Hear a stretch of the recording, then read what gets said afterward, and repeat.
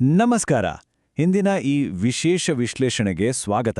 ಇವತ್ತು ನಾವು ಒಂದು ಸಖತ್ ಇಂಟ್ರೆಸ್ಟಿಂಗ್ ಟಾಪಿಕ್ ಬಗ್ಗೆ ಮಾತಾಡಲಿದ್ದೇವೆ.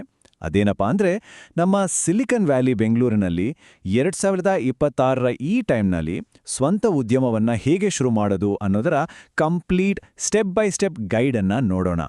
ಬನ್ನಿ, ತಡ ಮಾಡದೆ ನೇರವಾಗಿ ವಿಷಯಕ್ಕೆ ಹೋಗೋಣ. ಸಾಮಾನ್ಯವಾಗಿ ಒಂದು ಮಾತು ಕೇಳಿಬರುತ್ತಲ್ವಾ, ಸ್ಟಾರ್ಟಪ್ ಶುರು ಮಾಡಬೇಕು ಅಂದ್ರೆ ಜೇಬಲ್ಲಿ ಕೋಟ್ಯಾಂತರ ರೂಪಾಯಿ ವೆಂಚರ್ ಕ್ಯಾಪಿಟಲ್ ಇರಲೇಬೇಕು ಅಂತ. ಆದರೆ ನಿಜಕ್ಕೂ ದೊಡ್ಡ ಮಟ್ಟದ ಬಂಡವಾಳ ಇಲ್ಲದೆ ಬೆಂಗಳೂರಿನಲ್ಲಿ ಲಾಭದಾಯಕವಾದ ಬಿಸ್ನೆಸ್ ಕಟ್ಟೋಕೆ ಸಾಧ್ಯನಾ? ಒಬ್ಬ ಸಾಮಾನ್ಯ ಆಕಾಂಕ್ಷಿ ಈ ಕಾಂಪಿಟೇಟಿವ್ ಮಾರ್ಕೆಟ್ಗೆ ಎಂಟ್ರಿ ಕೊಡೋದು ರಿಯಲಿಸ್ಟಿಕ್ ಆಗಿ ಸಾಧ್ಯನಾ? ಖಂಡಿತ ಈ ಪ್ರಶ್ನೆ ಎಲ್ಲರ ತಲೆಯಲ್ಲೂ ಇದ್ದೇ ಇರುತ್ತೆ. ಮತ್ತು ಇದಕ್ಕೆ ಉತ್ತರ ಅಬ್ಸಲ್ಯೂಟ್ಲಿ ಎಸ್. ಅಂದ್ರೆ ಕೇವಲ ಒಂದು 50,000 ರೂಪಾಯಿಗಳ ಸಣ್ಣ ಹೂಡಿಕೆ ಇದ್ರೂ ಸಾಕು, ಸೂಪರ್ ಪ್ರಾಫಿಟಬಲ್ ಆದ ಬಿಸ್ನೆಸ್ ಶುರು ಮಾಡ್ಬೋದು. ಉದಾಹರಣೆಗೆ ನೋಡಿ, AI ಪವರ್ಡ್ ಡಿಜಿಟಲ್ ಏಜೆನ್ಸಿ ಇರ್ಬೋದು ಅಥವಾ ಆನ್ಲೈನ್ ಕೋಚಿಂಗ್ ಇರ್ಬೋದು. ಇಂಥ ಮಾಡರ್ನ್ ಐಡಿಯಾಗಳನ್ನು ಇಷ್ಟು ಕಡಿಮೆ ಬಂಡವಾಳದಲ್ಲಿ ಶುರು ಮಾಡಬಹುದು ಅನ್ನೋದು ನಿಜಕ್ಕೂ ಎಕ್ಸೈಟಿಂಗ್ ಅಲ್ವಾ? ಸರಿ, ಹಾಗಾದರೆ ಇಂದಿನ ಈ ವಿಶ್ಲೇಷಣೆಯ ರೋಡ್ ಮ್ಯಾಪ್ ಹೇಗಿದೆ ಅಂತ ಕ್ವಿಕ್ಕಾಗಿ ನೋಡ್ಬಿಡೋಣ. ಮೊದಲನೇದಾಗಿ ಬೆಂಗಳೂರಿನಲ್ಲಿರುವ ಅಡ್ವಾಂಟೇಜ್ ಏನು ಅಂತ ನೋಡೋಣ. ಎರಡನೇದು, ಈ ಕಡಿಮೆ ಹೂಡಿಕೆಯ ಐಡಿಯಾಗಳು ಯಾವುವು. ಮೂರನೇದು, ಮಿಸ್ ಮಾಡಲೇಬಾರದ ಲೀಗಲ್ ರಿಜಿಸ್ಟ್ರೇಷನ್ಗಳು. ಮತ್ತು ಕೊನೆಯದಾಗಿ ಸರ್ಕಾರದಿಂದ ಸಿಗುವ ಫಂಡಿಂಗ್ ಬಗ್ಗೆ ತಿಳಿಯೋಣ. ಸರಿ, ಮೊದಲನೇ ಹಂತ, ದ ಬೆಂಗಳೂರು ಅಡ್ವಾಂಟೇಜ್. ಇಲ್ಲಿ ಒಂದು ಇಂಟ್ರೆಸ್ಟಿಂಗ್ ಫ್ಯಾಕ್ಟ್ ಇದೆ. ಕರ್ನಾಟಕ ಡಿಜಿಟಲ್ ಎಕಾನಮಿ ಮಿಷನ್ ಅಥವಾ KDEMನ ಅಫಿಷಿಯಲ್ ರಿಪೋರ್ಟ್ ಪ್ರಕಾರ ಇಡೀ ಭಾರತದ GCC ಟ್ಯಾಲೆಂಟ್ ಪೂಲ್ನಲ್ಲಿ ಬರೋಬ್ಬರಿ 34% ಜನರು ನಮ್ಮ ಬೆಂಗಳೂರಿನಲ್ಲೇ ಇದ್ದಾರೆ. ಅಂದ್ರೆ ಟೆಕ್ ಫಾರ್ವರ್ಡ್ ಆಗಿರುವ ಹಾಗೂ ಲೋಕಲ್ ಸೊಲ್ಯೂಷನ್ಗಳಿಗಾಗಿ ಕಾಯ್ತಿರುವ ಒಂದು ಬೃಹತ್ ಗ್ರಾಹಕ ವರ್ಗವೇ ಇಲ್ಲಿದೆ ಅಂತ ಅರ್ಥ. ಮತ್ತೆ 2026ರ ರಿಯಾಲಿಟಿ ಏನಪ್ಪಾ ಅಂದ್ರೆ, ಜನರ ಕೈಯಲ್ಲಿ ದುಡ್ಡಿದೆ, ಜೊತೆಗೆ ಈ ಹೈಬ್ರಿಡ್ ವರ್ಕ್ ಕಲ್ಚರ್ ಕೂಡ ಸೇರ್ಕೊಂಡಿದೆ. ಇದರಿಂದ ಏನಾಗ್ತಿದೆ ಅಂದ್ರೆ, ವೈಟ್ ಫೀಲ್ಡ್ನಂತಹ ಏರಿಯಾಗಳಲ್ಲಿ ಮನೆ ಬಾಗಿಲಿಗೆ ಸಿಗುವ ಹೈಪರ್ ಲೋಕಲ್ ಸೇವೆಗಳಿಗೆ ವಿಪರೀತವಾದ ಡಿಮ್ಯಾಂಡ್ ಕ್ರಿಯೇಟ್ ಆಗಿದೆ. ಹೊಸದಾಗಿ ಬಿಸ್ನೆಸ್ ಶುರು ಮಾಡೋರಿಗೆ ಇದೊಂದು ಗೋಲ್ಡನ್ ಆಪರ್ಚುನಿಟಿ ಅಂತಾನೆ ಹೇಳ್ಬೋದು. ಈಗ ಎರಡನೇ ಹಂತಕ್ಕೆ ಬರೋಣ, ಕಡಿಮೆ ಹೂಡಿಕೆಯ ಐಡಿಯಾಗಳನ್ನ ಹುಡುಕುವುದು. ಇಲ್ಲಿರುವ ಟೇಬಲ್ನನ್ನೊಮ್ಮೆ ಗಮನಿಸಿ. AI ಡಿಜಿಟಲ್ ಏಜೆನ್ಸಿಗೆ ಕೇವಲ 50,000ದಿಂದ 1,00,000ದವರೆಗೆ ಬಂಡವಾಳ ಸಾಕು.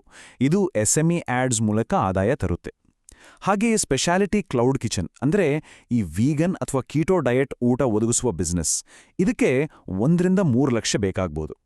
ಇನ್ನು ಪೆಟ್ ಕೇರ್ ಸರ್ವಿಸ್ ಅಂದ್ರೆ ಮೊಬೈಲ್ ಗ್ರೂಮಿಂಗ್ಗೆ 2ರಿಂದ 4 ಲಕ್ಷ ಸಾಕು. ಇವೆಲ್ಲವೂ ಎಷ್ಟೊಂದು ಸುಲಭವಾಗಿ ಕೈಗೆಟುಕುವ ಹಾಗೂ ಟಾರ್ಗೆಟ್ ಆಡಿಯನ್ಸ್ ಸ್ಪಷ್ಟವಾಗಿರುವ ಐಡಿಯಾಗಳು ಅಲ್ವಾ? ಇಲ್ಲಿ ನಾವು ಸರ್ವಿಸ್ ಬೇಸ್ಡ್ ಮತ್ತು ಪ್ರಾಡಕ್ಟ್ ಬೇಸ್ಡ್ ಉದ್ಯಮಗಳ ನಡುವಿನ ವ್ಯತ್ಯಾಸವನ್ನ ಅರ್ಥ ಮಾಡ್ಕೊಳ್ಬೇಕು. ಸರ್ವಿಸ್ ಮಾಡೆಲ್ಸ್ಗಳು ಅಂದ್ರೆ ಸೇವಾ ವಲಯದ ಬಿಸ್ನೆಸ್ ತುಂಬಾ ಫಾಸ್ಟ್ ಆಗಿ ಸ್ಕೇಲ್ ಆಗುತ್ತೆ, ಜೊತೆಗೆ ಇನಿಷಿಯಲ್ ಕಾಸ್ಟ್ ಕೂಡ ಕಡಿಮೆ. ಅದೇ ಕ್ಲೀನ್ ಬ್ಯೂಟಿ ಅಥವಾ ಆರ್ಗ್ಯಾನಿಕ್ ಪ್ರಾಡಕ್ಟ್ಗಳಂತ ಬಿಸ್ನೆಸ್ ಇದ್ರೆ ಪರಿಸರ ಪ್ರಜ್ಞೆ ಇರೋ ಗ್ರಾಹಕರಿಂದ ತುಂಬಾನೇ ಹೈ ಮಾರ್ಜಿನ್ ಪ್ರಾಫಿಟ್ ಸಿಗುತ್ತೆ. ಎರಡರಲ್ಲೂ ಅದರದೇ ಆದ ಪ್ಲಸ್ ಪಾಯಿಂಟ್ಸ್ ಇವೆ. ಇನ್ನು ಅತ್ಯಂತ ಪ್ರಮುಖವಾದ ಮೂರನೇ ಹಂತ, ಕಾನೂನು ಪ್ರಕ್ರಿಯೆಗಳು ಅಥವಾ ರೆಡ್ ಟೇಪ್ ಅನ್ನ ನಿಭಾಯಿಸುವುದು. ಇಲ್ಲಿ ನಾವು ಮರೆಯಲೇಬಾರದ ಒಂದು ಮಾತಿದೆ. 2026ರ ಹೊತ್ತಿಗೆ ROC ಮತ್ತು BBMP ಅನ್ರಿಜಿಸ್ಟರ್ಡ್ ಬಿಸ್ನೆಸ್ಗಳ ಬಗ್ಗೆ ಝೀರೋ ಟಾಲರೆನ್ಸ್ ಪಾಲಿಸಿಯನ್ನು ಅಳವಡಿಸಿಕೊಂಡಿದೆ. ಅಂದ್ರೆ ಯಾವುದೇ ನೋಂದಣಿ ಇಲ್ಲದೆ ವ್ಯಾಪಾರ ಮಾಡೋದು ಈಗ ಸಾಧ್ಯನೇ ಇಲ್ಲ. ಅಥಾರಿಟೀಸ್ ಮಾರುಕಟ್ಟೆಯನ್ನ ಹದ್ದಿನ ಕಣ್ಣಿನಿಂದ ಗಮನಿಸ್ತಾ ಇದ್ದಾರೆ. ಸೊ ಕಂಪ್ಲೈನ್ಸ್ ಅನ್ನೋದು ಇಲ್ಲಿ ನಾನ್ ನೆಗೋಷಿಯಬಲ್. ಹಾಗಾದ್ರೆ ಕರ್ನಾಟಕದಲ್ಲಿ ಲೀಗಲ್ ಆಗಿ ಬಿಸ್ನೆಸ್ ರನ್ ಮಾಡೋಕೆ ಯಾವೆಲ್ಲ ಸ್ಟೆಪ್ಸ್ ಫಾಲೋ ಮಾಡಬೇಕು? ಮೊದಲನೇದು ಎಂಟಿಟಿ ರಿಜಿಸ್ಟ್ರೇಷನ್, ಎರಡನೇದು GST ಮತ್ತು ಟ್ರೇಡ್ ಲೈಸೆನ್ಸ್, ಮೂರನೇದು ಕಾರ್ಮಿಕ ಮತ್ತು ನಾಲ್ಕನೇದು MSME ಅಥವಾ ಉದ್ಯಮ್ ನೋಂದಣಿ. ಈ 4 ಚೆಕ್ ಪಾಯಿಂಟ್ಗಳನ್ನು ದಾಟಲೇಬೇಕು. ಇದರಲ್ಲಿ ವಿಶೇಷವಾಗಿ ಕಾರ್ಮಿಕ ನಿಯಮದ ಬಗ್ಗೆ ಗಮನ ಹರಿಸಲೇಬೇಕು. ಬಿಸ್ನೆಸ್ ಶುರು ಮಾಡಿದ 30 ದಿನಗಳೊಳಗೆ ಡಿಜಿಟಲ್ ರಿಜಿಸ್ಟ್ರೇಷನ್ ಮಾಡಿಸೋದು ಮ್ಯಾಂಡೇಟರಿ. ಅಷ್ಟೇ ಅಲ್ಲ, ನೀವು ಮನೆಯಿಂದಲೇ ರನ್ ಮಾಡೋ ಸಣ್ಣ ಬಿಸ್ನೆಸ್ ಆಗಿದ್ರೂ ಸರಿ, 2026ರಲ್ಲಿ ಇದನ್ನ ಬಹಳ ಸ್ಟ್ರಿಕ್ಟ್ ಆಗಿ ಜಾರಿಗೊಳಿಸಲಾಗ್ತಿದೆ. ಸೊ ಡೇ 1ಇಂದಲೇ ಇದಕ್ಕೆ ಟಾಪ್ ಪ್ರಯಾರಿಟಿ ಕೊಡಲೇಬೇಕು. ಬನ್ನಿ, ಈಗ ಕೊನೆಯ ಹಾಗೂ ಫೈನಲ್ ಹಂತಕ್ಕೆ ಹೋಗೋಣ, ಬಂಡವಾಳವನ್ನು ಅನ್ಲಾಕ್ ಮಾಡುವುದು ಅಂದ್ರೆ ಫಂಡಿಂಗ್. ಇಲ್ಲಿ ಕರ್ನಾಟಕ ಸರ್ಕಾರದ ಡಿಜಿಟಲ್ ಎಕಾನಮಿ ಪಾಲಿಸಿಗಳ ಇಂಡೆಕ್ಸ್ ಅನ್ನ ಒಮ್ಮೆ ನೋಡಿ. IT ಪಾಲಿಸಿಯಿಂದ ಹಿಡಿದು ಕಾಂಪ್ರಿಹೆನ್ಸಿವ್ ಸ್ಟಾರ್ಟ್ಅಪ್ ಪಾಲಿಸಿವರೆಗೆ ರಾಜ್ಯದಲ್ಲಿ ಎಂಥ ಅದ್ಭುತವಾದ ಇನ್ಫ್ರಾಸ್ಟ್ರಕ್ಚರಲ್ ಸಪೋರ್ಟ್ ಇದೆ ಅನ್ನೋದು ಇದರಿಂದ ಗೊತ್ತಾಗುತ್ತೆ.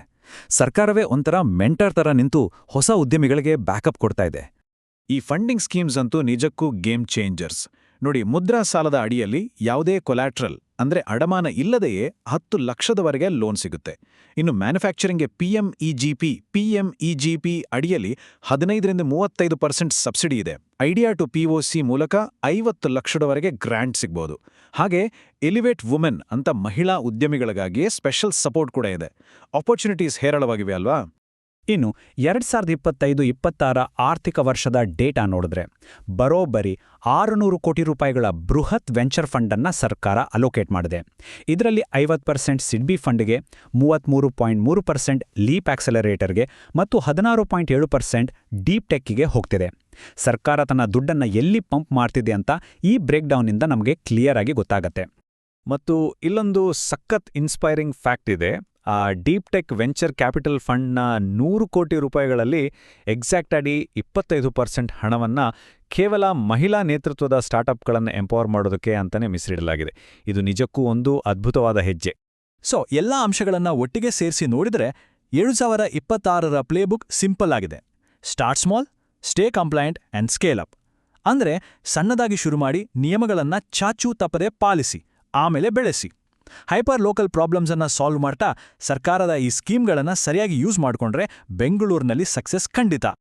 ಈ ವಿಶ್ಲೇಷಣೆಯನ್ನ ಮುಗಿಸುವ ಮುನ್ನ ನಾವೆಲ್ಲರೂ ಯೋಚಿಸಲೇಬೇಕಾದ ಒಂದು ಪ್ರಶ್ನೆ, 2026ರ ಎಂಡ್ ವೇಳೆಗೆ ಬೆಂಗಳೂರಿನ ಈ ಸ್ಟಾರ್ಟಪ್ ಈಕೋಸಿಸ್ಟಮ್ನಲ್ಲಿ ಯಾವ ಕಡಿಮೆ ಹೂಡಿಕೆಯ ಬಿಸ್ನೆಸ್ ಅತಿ ಹೆಚ್ಚು ಡಾಮಿನೇಟ್ ಮಾಡಬಹುದು? ಈ ಫಾಸ್ಟ್ ಮೂವಿಂಗ್ ಮಾರ್ಕೆಟ್ನಲ್ಲಿ ಮುಂದಿನ ದೊಡ್ಡ ಕ್ರಾಂತಿ ಯಾವುದಾಗಬಹುದು? ಇದನ್ನೊಮ್ಮೆ ಯೋಚಿಸಿ. ಈ ಇಂಟ್ರೆಸ್ಟಿಂಗ್ ಥಾಟ್ ಜೊತೆಗೆ ಇಂದಿನ ಈ ವಿಶ್ಲೇಷಣೆಯನ್ನ ಇಲ್ಲಿಗೆ ಮುಗಿಸೋಣ.